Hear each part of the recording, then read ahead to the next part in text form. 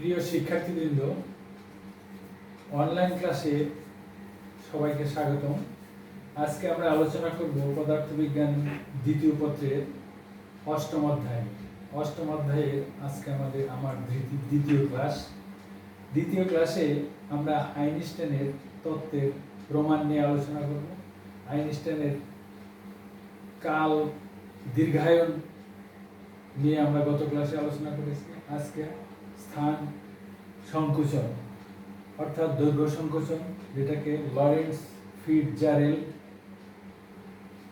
Fitzgerald সংকোচন বলা হয়, সেই সংকোচনটা আজকে আমরা দেখার চেষ্টা করব।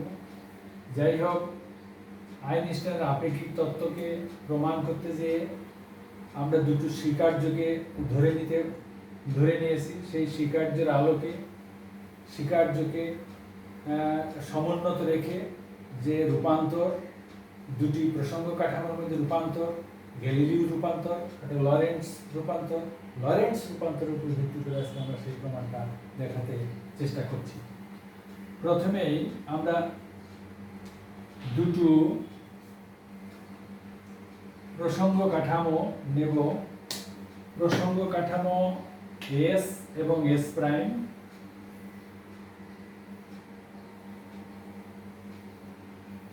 এস প্রাইম কাঠামো এস এর সাপেক্ষে ভি সমদ্রুতিতে এক্স অক্ষ বরাবর গতিশীল। মনে করি এস কাঠামোতে একটি দণ্ড আছে এবি। এক্স কাঠামোর একজন পর্যবেক্ষক এই দণ্ডটির দৈর্ঘ্য পরিমাপ করবে। সিমিলারলি এস প্রাইম কাঠামোর একজন পর্যবেক্ষক এই দণ্ডটির দৈর্ঘ্য পরিমাপ করবে। আমরা মনে করি এস কাঠামোর যে পর্যবেক্ষক, সেই পর্যবেক্ষক এবি দণ্ডটির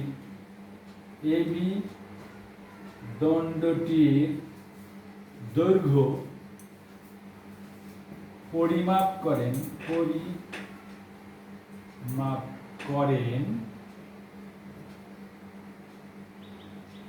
এল নট সমান সমান x2 minus x1।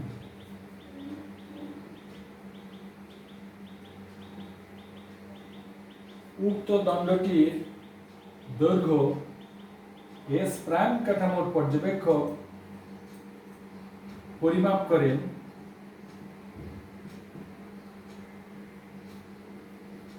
x2 prime minus x1 prime.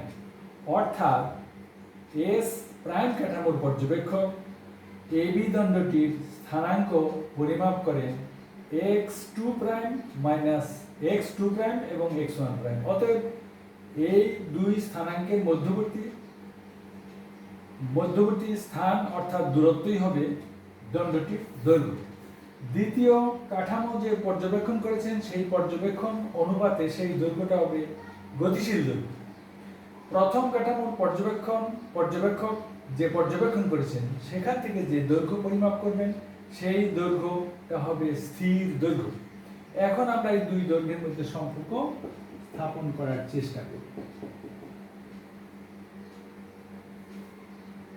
লরেন্টজের বিপরীত রূপান্তর হতে আমরা জানি x সমান সমান x prime plus vt prime divided by √1 minus v square by c square.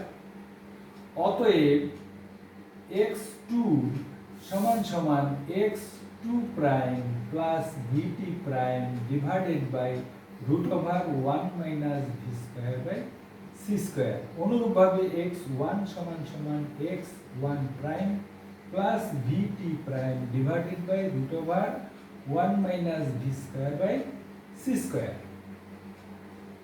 এখন x2 এবং x1 এর মান আমরা যদি 1 নং সমীকরণে বসানোর পরে আমরা পেতে পারি L নট সমান সমান x2 prime plus vt prime divided by √1 minus v square by c square minus x1 prime plus vt prime divided by root over 1 minus v square by c square। এখন যদি আমরা সমাধান করি কি দাঁড়াচ্ছে আমরা দেখি।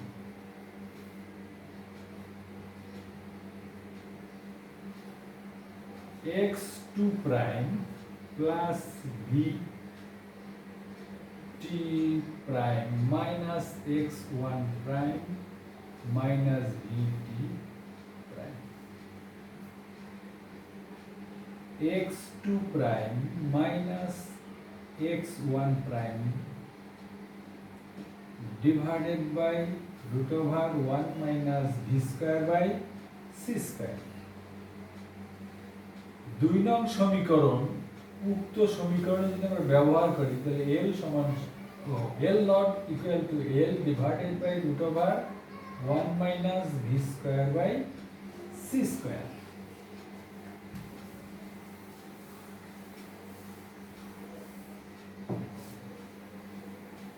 L equal to L not divided by root over 1 minus v square by c square, বা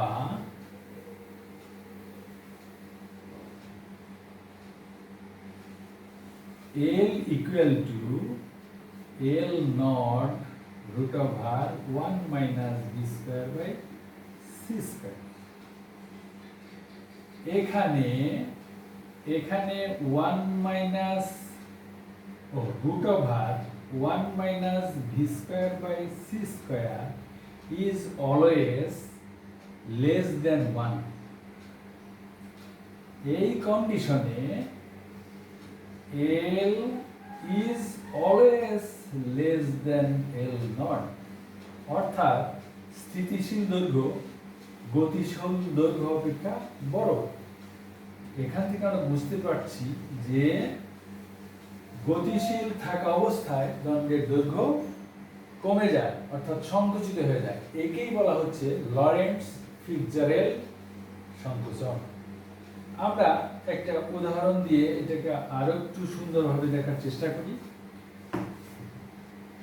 L root over 1 minus v square by c square is always less than 1। ধরি root over 1 minus v square by c square is equal to 0.5। তাই যদি হয় তাহলে আমরা কি লিখতে পারছি? L is equal to L not into 0.5, বা L is equal to L not into 5/10, বা L not equal to 2L, বা L equal to L not by 2। অর্থাৎ L এর মান স্থির দৈর্ঘ্যের অর্ধেক পরিমাণ দৈর্ঘ্য সংকুচিত হয়ে গেছে। তাহলে এখান থেকে আমরা প্রমাণ করতে আইনস্টাইনের আপেক্ষিকতা প্রমাণ করতে সক্ষম হয়েছি যে স্থান কোনো নিরপেক্ষ নয়, ইহাও আপেক্ষিক।